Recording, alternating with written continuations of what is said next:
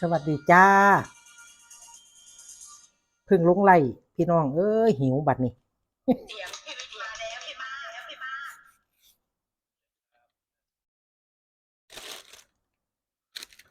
กินบักม่วงเด้อได้ร้องได้ไม่เท่าไหร่แล้วครับเพราะว่าคีย์เสียงก็สูงคีย์เสียงผมไม่ใช่ธรรมชาติผมเสียงสูงนะผมปีนกระไดขึ้นไปก็เลยร้องได้ไม่กี่เพลงเชิญนะครับท่านผักกัดพักผักขี้เล็ก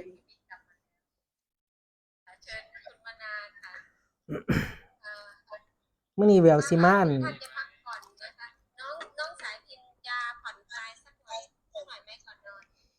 เด็ดผักขี้เล็กไปต้มไว้ถ้าแกงมื้ออื่นงั้นใครก็ได้ปิดเวทีให้พี่มาศด้วยเอ้าท่านแสนรักก็ได้ค่ะทำไมจะรีบลง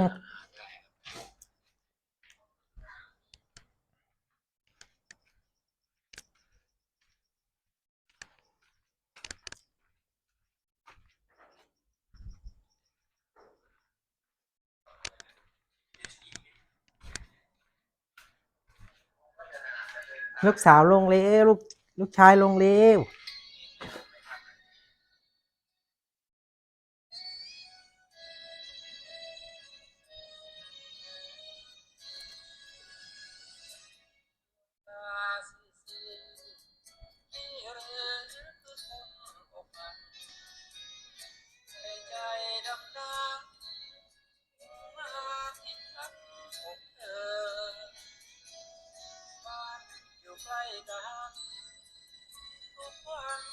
หนูกินไม่เป็นหรอกอันเนี้ย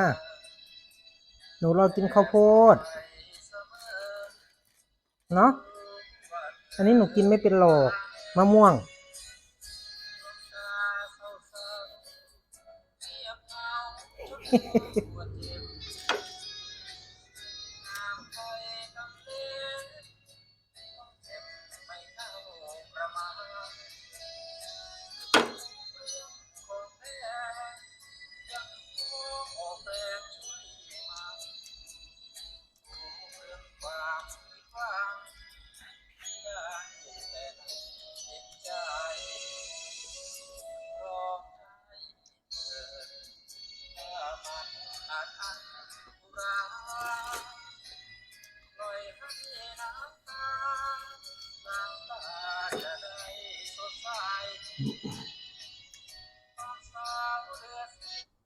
มาหาแหววคืนเดียวเสียงคืนดีกลับมาเลยเนาะ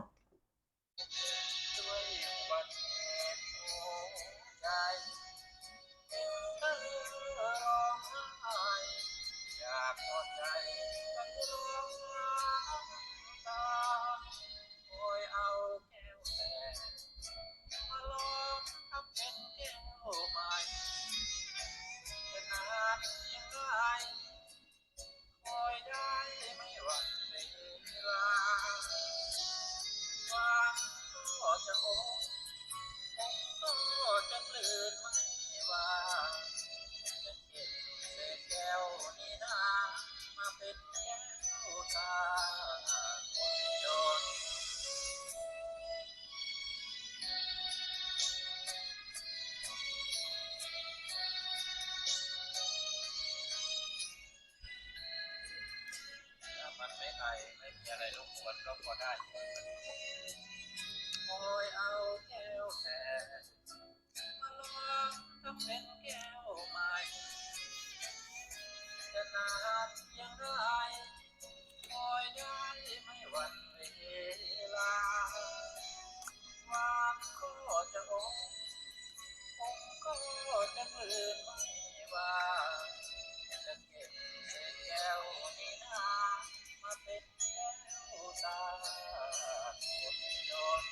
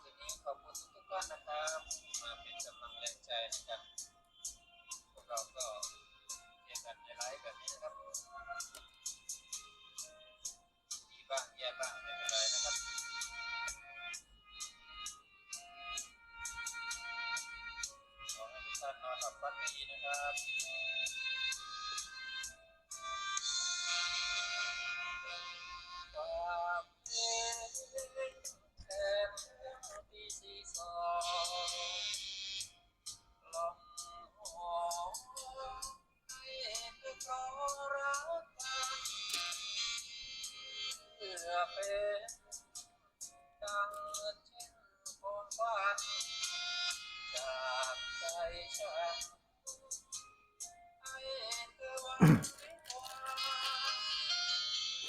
คนเพลงมีเนื้อครวญรำพัน อันนี้มะม่วงที่แววเฮ็ดคลิปเมื่อตอนกลางวันเด้อจ้ะพี่น้องหวานแซ่บๆหวานฉ่ำดีๆอร่อยๆ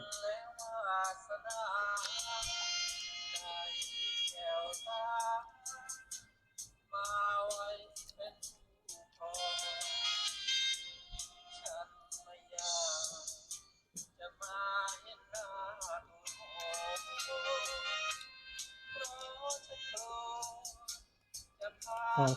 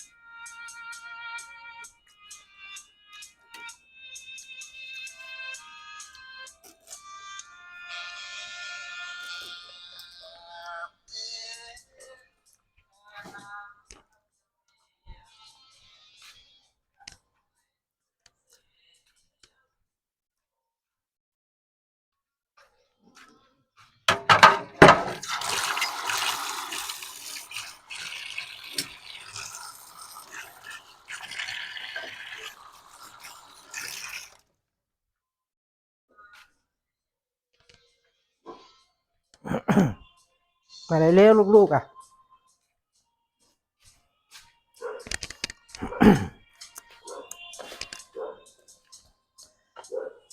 โอ้ยยอดผักขี้เหล็กพี่น้องเอ้ยงามให้ยายเพิ่นเก็บมาฝากแววบอกเพิ่นว่าแววอยากกินยายคนอยู่ในหมู่บ้านนี่แหละจ้ะบ้านเพิ่นอยู่อยู่เฮียนเพิ่นมีต้นมัน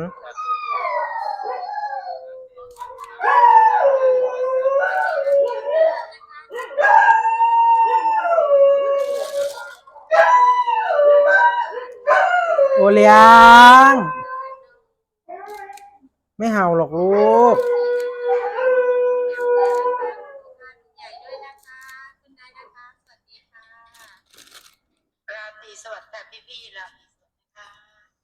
ราตรีสวัสดิ์ งามๆเด้พี่น้องบ่มีเพี้ยเลยปกติอันขี้เหล็กที่แววเคยเก็บเอานี่มันสิมีเพี้ยหรือว่ามันหน้านี่มันบ่มีเพี้ยติหึแล้วก็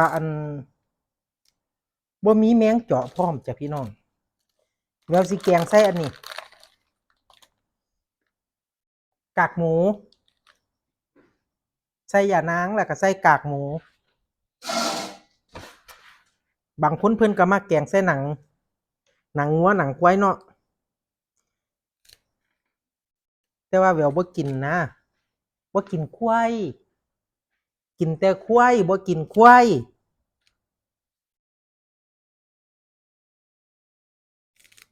อ่อนดีให้ที่จริงยายเพิ่นเก็บมานี่บ่จำเป็นต้องเลือกเด้จ้ะนี่พวกนี้อ่อนเบิดเลยอ่อนดีให้โอ้ยสะอ่อนแท้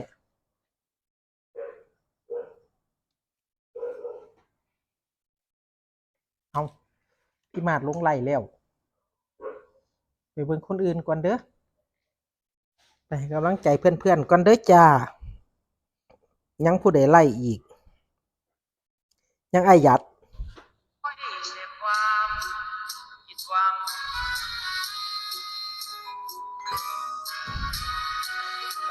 แต่ไม่ให้เลยโอเคครับดีจ้าพายุโอเคครับ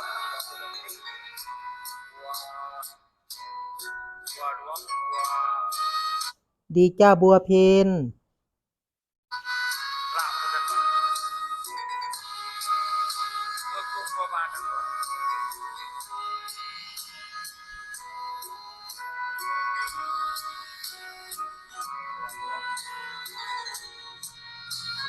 ดีจ้าหนุ่มชาละวัน ลาบได้เวลาที่อยู่กับเราก็ยังไม่ได้กินสวัสดีจ้ามาดามบัวเอามาจ้าวันนี้คนสบายจ้ามาดามบัวนั่นเด้อหน้าน้องเคยร้องเพลงอยู่นั่น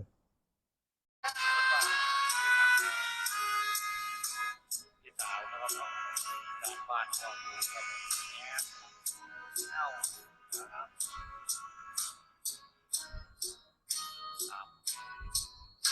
เราก็ยังเอาเนี่ย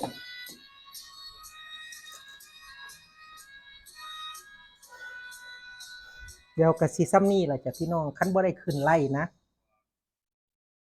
เฮ็ดกิจกรรมบ่ว่าสิเฮ็ดอิหยังก็สร้างร่างถอยร่างซ้ำบางเทื่อก็บ่ได้ถ่ายคลิปเนาะแต่ว่าส่วนมากแววสิเปิดฟังไล่พี่น้องเพื่อนฝูงในช่อง YouTube ไปพร้อมแล้วก็เฮ็ดงานเจ้าของไปนำมันก็เลยเป็นปัญหาประเด็นว่าบ่ค่อยได้พิมพ์จ้ะพี่น้องมันบ่ว่างสมัยแต่ก่อนแววอยู่จอหอเนาะ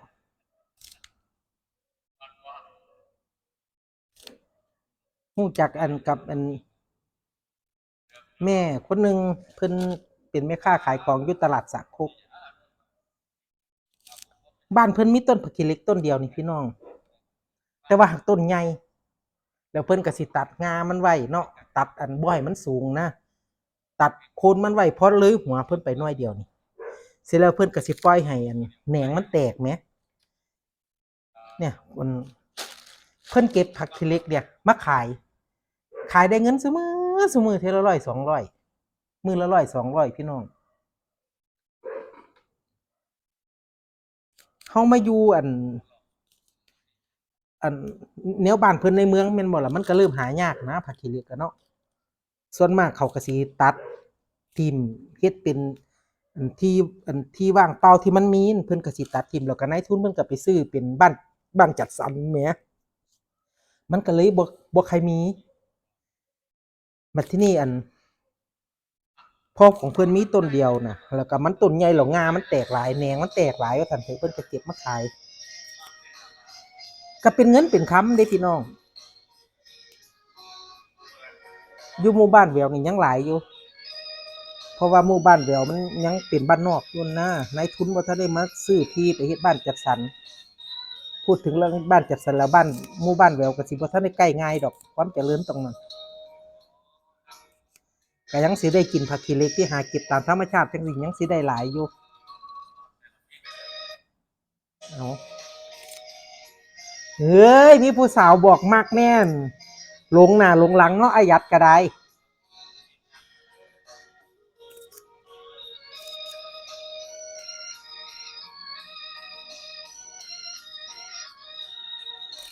ก็สิเด็ดไว้มื้อนี้คันหาเอาไว้มื้ออื่นย้านมันเหี่ยวนะพี่น้องก็เลยต้องเด็ดเอาไว้แล้วก็ต้มไว้ก่อนเนาะ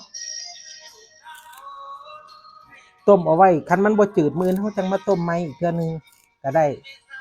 ดีกว่าสิปล่อยให้มันไว้เป็นดิบๆจังซี่ย้านมันแก่เพิ่นบอกมาเพิ่นเอามาให้ตั้งแต่หัวค่ำแล้วล่ะเจ้าของหาค้าไลฟ์สดอยู่หั่นนี่ค้าร้องเพลงเลยบ่ได้เฮ็ดพอลงไลฟ์เสร็จก็หาข้าวหาน้ำให้น้องหมาน้องแมวกินข้าวเจ้าของจังได้มาเฮ็ดงาน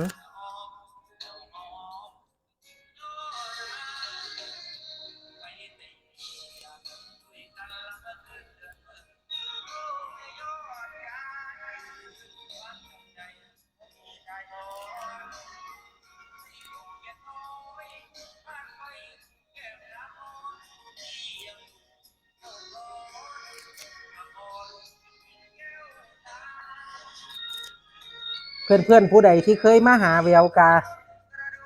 บ่ลืมดอกเด้อจ้ะเด้อรอหน่อยไปหาแน่นอน เขียนไว้ในความทรงจำอยู่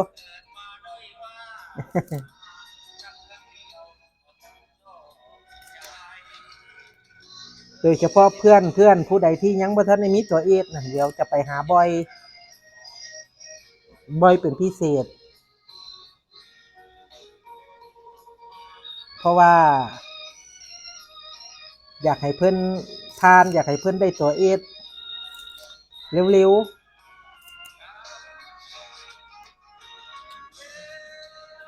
จังกรณีไลฟ์สดจังซี่นี่จ้ะถ้าผู้ใดที่มีตัวเอสแล้วแววก็สิบ่ไปเฝ้าเพิ่นโดนดอกนะบ่เฝ้านานก็สิเฝ้าว่ายังแท้ก็บ่เกิน20นาทีแต่ละช่องที่แววไปนะเว้นแต่ว่าสิบ่ว่างว่าซั่นเถอะไปสิบ่ว่างกดหนีจังสิได้อยู่ในโดนจังกรณีของอ้ายหยัดกับพี่มาศจังซี่เนาะเฮาเฮ็ดงานอยู่ไงก็เลยได้เปิดพิมพ์ไว้ แต่ว่าส่วนมากโดยปกติอะถ้าช่องไหนที่มีตัวเอสแล้วเนี่ยเดี๋ยวสิไปให้กำลังใจอยู่ประมาณ10-20นาทีแล้วแววก็จะไปไปหาคนที่เพิ่นยังบ่มีตัวเอสแล้วก็สิไปแชร์อยู่หม้องนั้นล่ะส่วนใหญ่บัดนี้แชร์ห่าลางเทื่อก็บ่ได้เม้นคือว่าล่ะจ้ะพี่น้องห่าลางคนไปแล้วก็เห็นคอมเมนต์แววน้อยๆบ่ใครได้เม้นบ่แม่นว่าแววหนีเดะจ้ะแววอยู่นั่นล่ะแต่ว่าแววหัก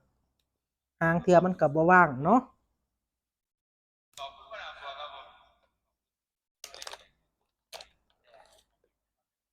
จั่งใดก็ย้านถือโทษโกรธซาด้วยจ้ะเด้อไปหาทุกคนนั่นล่ะ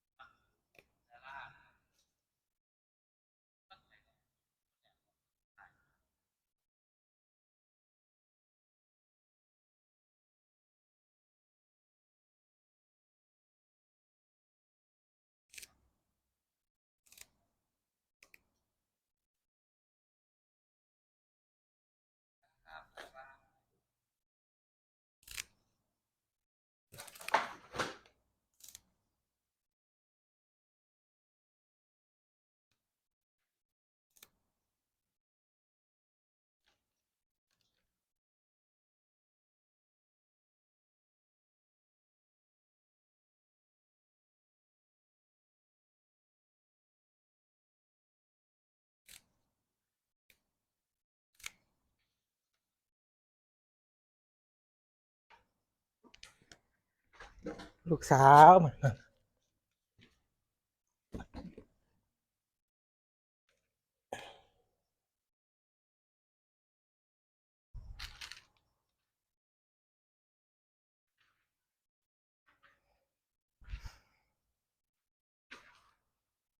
แมงพงมาแมวมันเล่นแววสิเอาไปปล่อย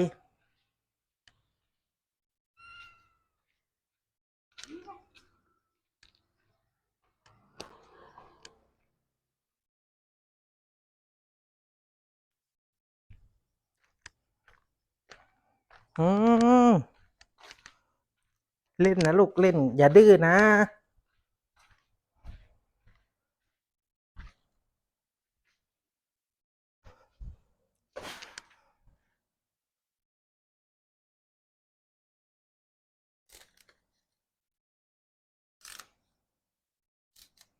เป็นจังไดน้อ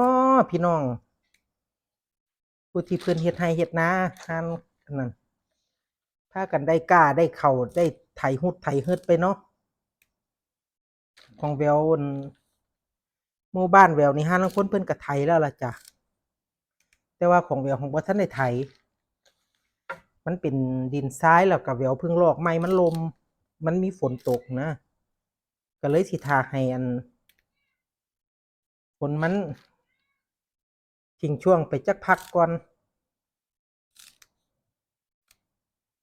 จั่งสิไปไถ แต่ แต่ว่าปีนี้82หนเด้ก็บ่แน่เด้เนาะอาจสิแรงเนาะ8ที่2อาจสิแรง8นี่ก็ทำท่าอั่นตกไปนั่นล่ะวะบ้านแววนี่ทำท่าเหมือนฝนจะตกแรงนะ ตกแรงอยู่ลมก็แรงตาม เสร็จแล้วทีนี้อีกอย่างหนึ่งก็คือแรงแป๊บเดียวแรงบ่เป็นเม็ดบ่เต็มเม็ดเต็มหน่วย เพิ่นเอิ้นน่ะเนาะฝนแล่นผ่านคือว่าหั่นล่ะพุ่นน่ะเขาเจ้าไปไต่แมงกอกพี่น้องแมงกอกบ้านพวกเจ้าออกบ่แมงกอกบ้านแหววออกเดะอยู่นำป่าอ้อยอันมื้อนั้นเพิ่นไปไต่ได้อั่นถังสีบักใหญ่พะนะ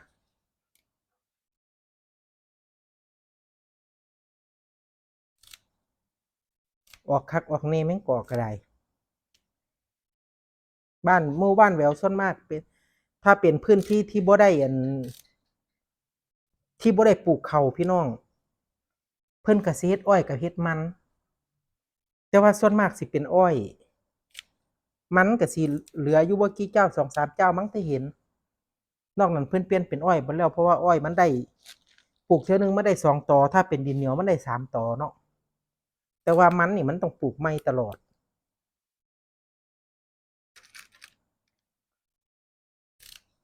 บางคนเพิ่นก็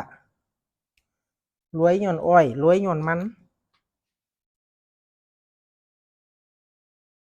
ปีใดอั่นคันมันได้ราคาดีนะมันก็เฮ็ดให้เกษตรกรลืมตาอ้าปากได้อยู่นะแต่คันถ้าปีใดอันราคาบ่ดีนี่โอ๊ยตายแล้วโตนนี่พี่น้องเนี่ยเอามาลงทุนสูงเนาะเทิงสิไปไถเทิงสิพันอ้อยพันมันซื้อเบิดเด้พี่น้องสำหรับลูกค้าใหม่คันผู้ใดที่เพิ่นเป็นเฮ็ดอันเฮ็ดอยู่แล้วเพิ่นก็เก็บพันธุ์มันไว้ในสิแลงงานแม่นบ่ล่ะเวลาตัดเวลาอันนั้นน่ะบัดฮอดยามผลผลิตออกเอาผลผลิตไปขายถึกพ่อค้าคนกลางกดราคาอีกพ่อค้าคนกลางบ่แม่นกลางสั้นเดียวเด้พี่น้อง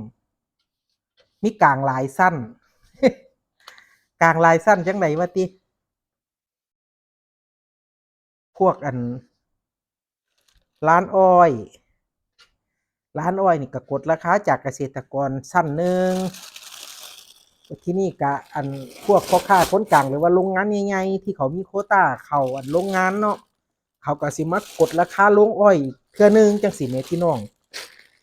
มันแหววถึงเลยก็เลยเว้าว่าอันพ่อค้าคนกลางมันหลายชั้น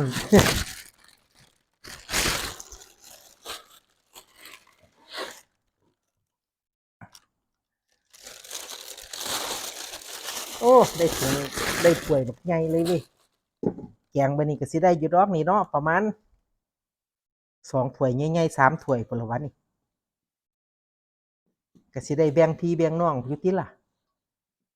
มาเด้อผู้ใดอยากอะคลิปนี้แววก็สิเอาไว้ส่ำนี้แล้วเนาะจ้ะเนาะเดี๋ยวแววสิเอาอันผักขี้เหล็กไปต้มอืมต้มพอให้เขาสลบจ้ะพี่น้องเพราะว่าดึกแล้วง่วงนอนแล้วคือกันมื้ออนเช้าก็สิไปหายานางต้นหอมได้แล้วหายานางหาผักอีตูนตัวมาใส่เนาะคลิปนี้ก็เอาไว้ส่ำนี้แล้วเด้อจ้ะเด้อ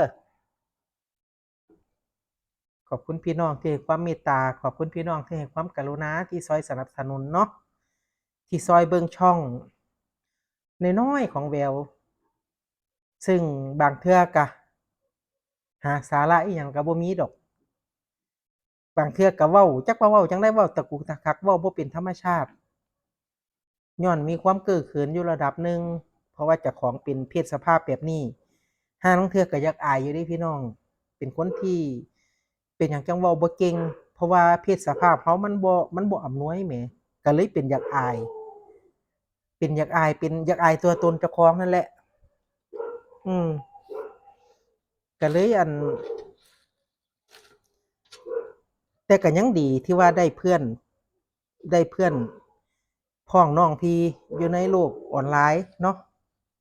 สนับสนุนส่งเสริม จริงๆแล้วแววเป็นคนที่โลกแคบพี่น้อง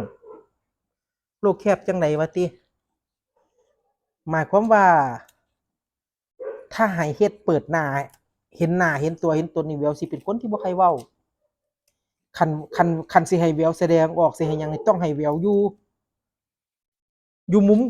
อยู่มุมที่ลับอยู่ที่มืดจังซี้แหมจังกล้าแสดงออกแหมพี่น้องสังเกตเบิ่งบ่ล่ะว่าเวลาแววขึ้นไลฟ์แววก็สิเป็นเว้าจังหนึ่งแต่ว่าถ้าเวลาที่แววพิมพ์คอมเมนต์อยู่ข้างล่างในช่องของหมู่พวกของที่เพื่อนฝูงที่เพิ่นขึ้นไลฟ์น่ะแววสิเป็นคนที่เหมือนสนุกสนานน่ะแต่ว่าพอขึ้นไลฟ์แล้วพอขึ้นไลฟ์ในช่องเจ้าของแล้วมันเป็นเก้ๆกังๆมันเป็นเขินๆอายๆอะนะก็สิว่าน่ะเพราะฉะนั้นเป็นเหมือนว่าบ่กล้าแสดงออกต่อสาธารณชนติ โอ๊ยเว้าไปแฮ่งหลายอย่างเนาะพี่น้องเนาะเอ้าคลิปนี้ก็ไว้ส่ำนี้ล่ะจ้ะลาแล้วลาลงเด้อ พอกันวิดีโอใหม่จ้าบ๊ายบาย